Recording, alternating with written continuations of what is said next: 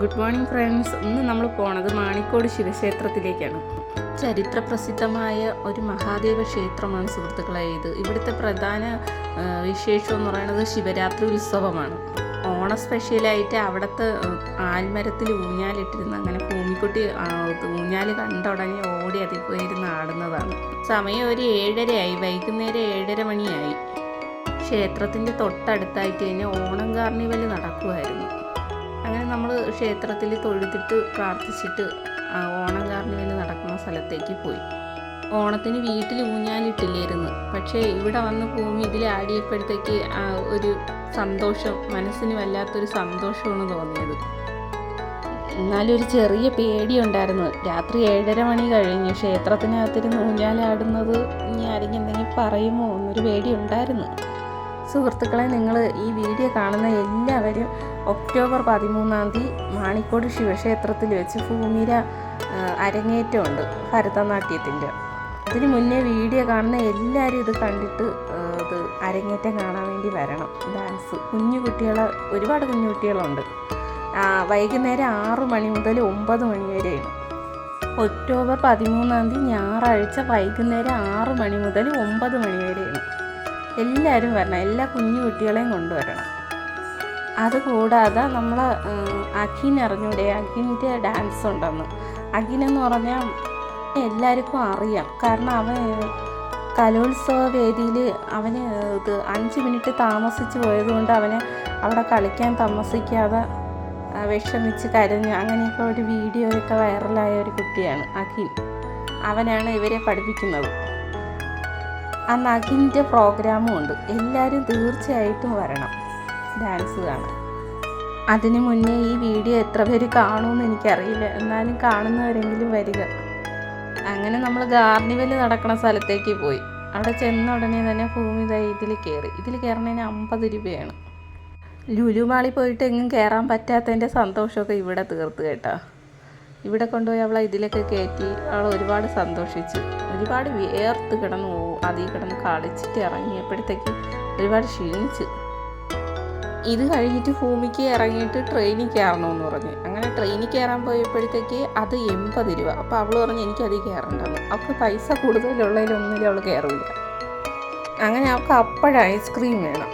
Ice cream അവൾക്ക് തൊണ്ടയ്ക്കൊക്കെ പ്രശ്നമുള്ളതുകൊണ്ട് ജലദോഷമൊക്കെ ഉണ്ട്, അത് കാരണം വാങ്ങിച്ചു കൊടുത്തില്ല.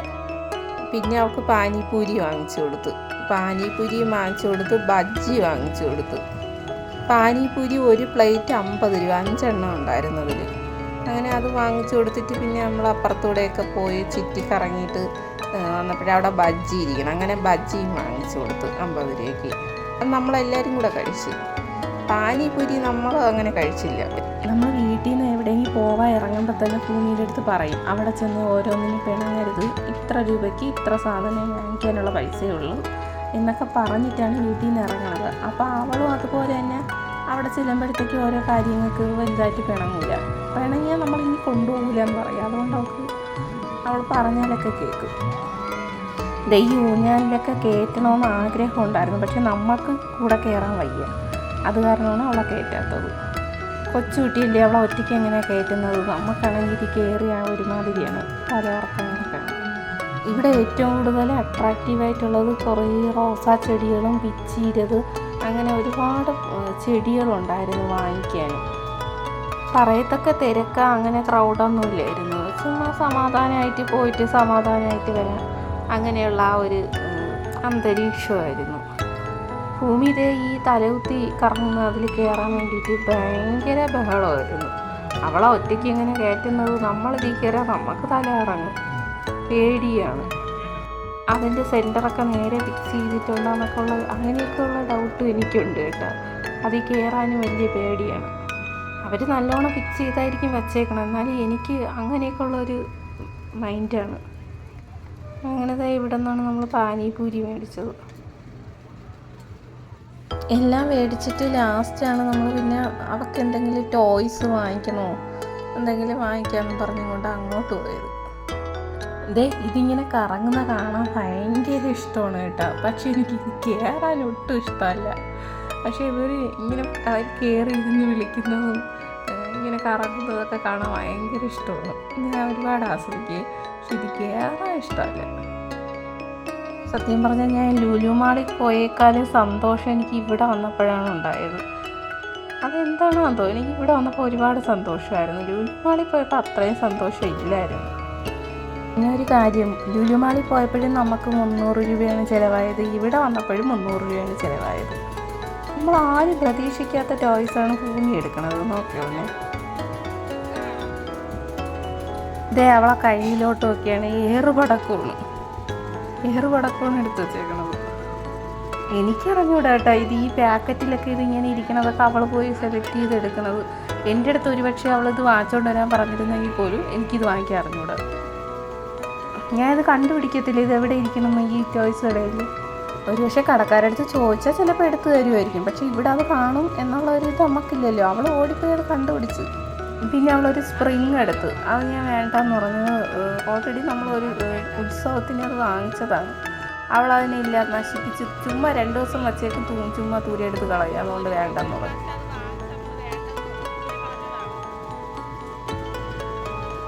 ആ ഏറുപടക്കം വാങ്ങിച്ചു നമ്മൾ വീട്ടിൽ കൊണ്ടുവന്നിട്ട് പൊട്ടിക്കുന്ന രംഗമാണ് 20 രൂപ ഇടുന്നത്. ആ ഏറുപടക്കം പൊട്ടിക്കുന്ന രംഗമാണ് നിങ്ങൾ ഈ കാണുന്നത്. ഇത്തിരി നല്ല ഒച്ചയുള്ള ശബ്ദമായിരുന്നു, പക്ഷെ ഇതിൽ ചെറുതായിട്ടേ കേൾക്കത്തുള്ളൂ.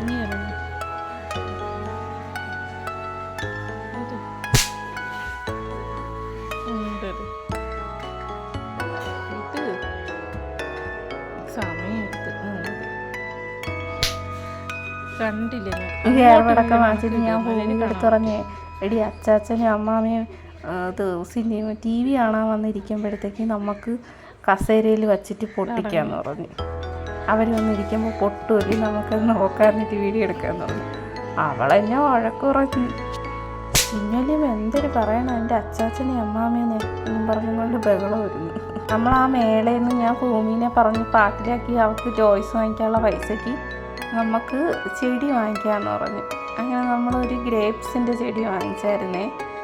അപ്പോൾ ഞാൻ ആദ്യം എടുത്തത് നീല കളറായിരുന്നു, നീല കളറ് മുന്തിരിങ്ങയിലായിരുന്നു.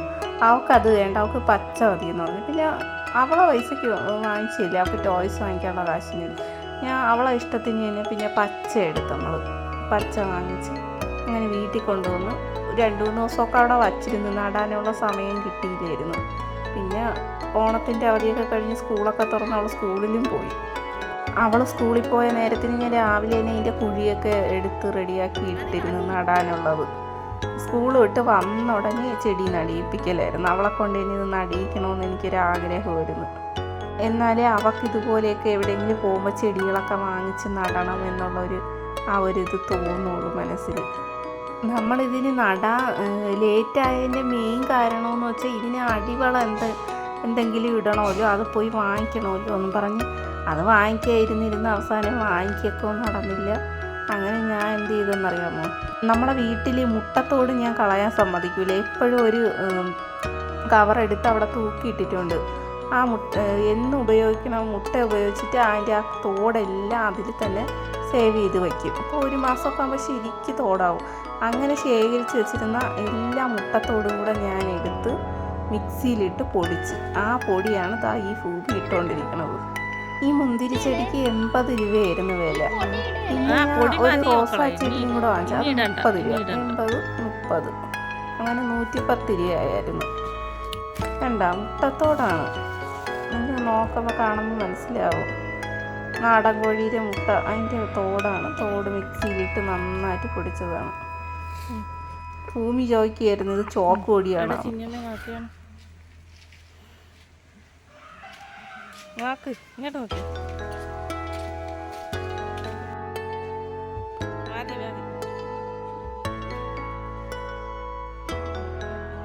നമ്മളിങ്ങനെ ഇതിൽ വേറെ ഒരു അടിവളവും ഇട്ടിട്ടില്ല കേട്ടോ. ഇത് വലുതായി വരുമ്പോഴത്തേക്ക് ഞാൻ കാണിക്കുന്നതാണ് വീഡിയോ എടുത്ത്.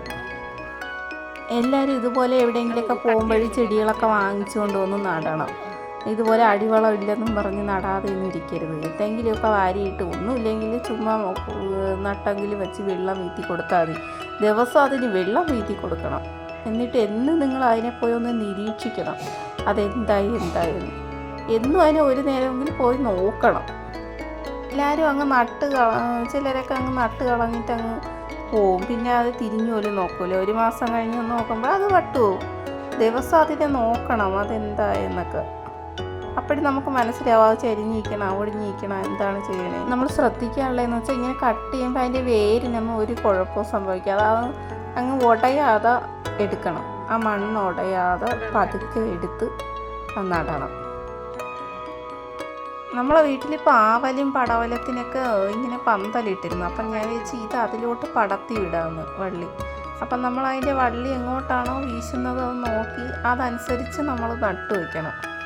അതിലോട്ട് പടത്താൻ കണക്കാക്കി അവൾ മാറ്റി അങ്ങോട്ട് തിരിച്ചാണ് വെച്ചത്. അവൾക്ക് അറിഞ്ഞൂടല്ലോ. ഞാൻ പിടിച്ചതിനെ ഇങ്ങോട്ട് തിരിച്ച് മാറ്റി വെച്ചായിരുന്നു.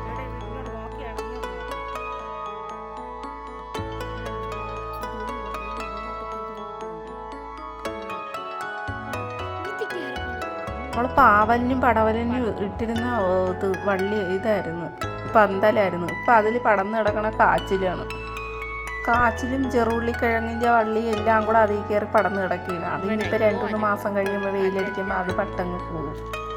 അപ്പോഴത്തേക്ക് ഇത് അങ്ങോട്ട് അതിൽ പടത്താം നമുക്ക്. അപ്പോഴേ ഇത് ഉത്തിക്കൂടെ ആയി വരുള്ളൂ.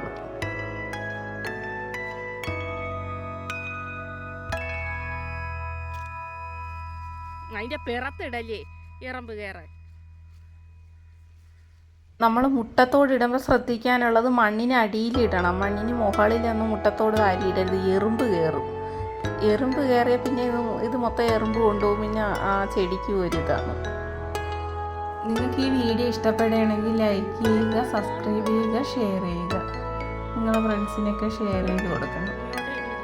എന്തെങ്കിലും വീഡിയോയിൽ മിസ്റ്റേക്കുകളൊക്കെ ഉണ്ടെങ്കിൽ ക്ഷമിക്കണം. നിങ്ങൾക്ക് എന്തെങ്കിലും മാറ്റം വരുത്തണമെങ്കിൽ പറയണം കമൻറ്റിൽ. അങ്ങനെ നമ്മൾ ഒരു വിധത്തിൽ മുന്തിരിച്ചെടിയൊക്കെ നട്ട് വച്ചിട്ടുണ്ട്. നിങ്ങൾക്ക് ഈ മുന്തിരിച്ചെടി നമുക്കിത് നടുമ്പോൾ വലിയ സന്തോഷം തോന്നില്ല. പക്ഷേ ഇത് കാച്ചിരിക്കണ കാണുമ്പോഴത്തേക്ക് ഉള്ള സന്തോഷം അത് വേറെ ലെവലാണ്. അതുകൊണ്ട് നിങ്ങളെല്ലാവരും ഇതുപോലെ എന്തെങ്കിലുമൊക്കെ ഒരു ഫലവൃക്ഷ ചെടികളൊക്കെ മേടിച്ച് വീട്ടിൽ നടണം കേട്ടോ. അത് കാച്ച് നിൽക്കുമ്പോഴത്തേക്ക് നിങ്ങൾക്ക് അതിൻ്റെ ആ സന്തോഷം കിട്ടും. ആ കഷ്ടപ്പാടിൻ്റെ ഫലം നിങ്ങൾക്ക് തിരിച്ചു കിട്ടും. തൊട്ടടുത്തതിനൊരു ചെറിയ ചെടി ഇന്നില്ലേ, അത് റംബൂട്ടാൻ്റെ ചെടിയാണ്. ഭൂമി കഴിഞ്ഞ വർഷം കൊണ്ടുവന്ന് കഴിച്ചിട്ട് അതിൻ്റെ വിത്ത് കൊണ്ടുവന്ന് നട്ടു വെച്ചതാണ്. അതാണ് ആ ചെടി. 2020 ജനുവരി മാസത്തിൽ നട്ടുവെച്ച പേരയുടെ ചെടിയാണിത്. ഇത് 2ാമത്തെ പ്രാവശ്യമാണ് ഇത് കായ്ക്കുന്നത്. ആദ്യം കായ്ച്ചപ്പോൾ ചെറിയ കായായിരുന്നു. ഇപ്പം എത്തിക്കൂടെ വലുതായി. ഞാൻ തന്നെ നട്ട് വളർത്തിയ എൻ്റെ ചെടിയാണ്. അതിൽ നിന്ന് ഞാൻ തന്നെ ഇതിന് ഈ കാ പറിച്ചെടുക്കാനുള്ള സന്തോഷം ഉണ്ടല്ലോ, അതൊരു വേറെ ലെവലാണ്. ഇതിൻ്റെ ഉള്ളിൽ ചുമപ്പാണ്. ഇത് ചുമന്ന കളറാണ് കേട്ടോ.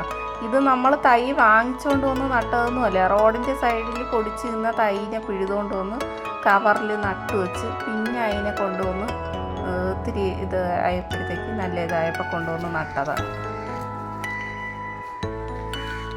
ഇത്രയും പെട്ടെന്ന് തന്നെ ഇത് കായ്ക്കുമെന്നുള്ളൊരു പ്രതീക്ഷയൊന്നും എനിക്കില്ലായിരുന്നു. പിന്നെ നമ്മൾ ഈ മുന്തിരിച്ചെടി വാങ്ങിച്ചപ്പോഴത്തേക്ക് ഇതിൻ്റെ ഇതേ തൈ അവിടെ ഇരിക്കണം.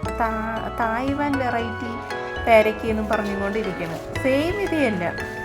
ഇന്നത്തെ വീഡിയോ ഇത്രയേ ഉള്ളൂ. അടുത്ത വീഡിയോയിൽ വീണ്ടും കാണാം.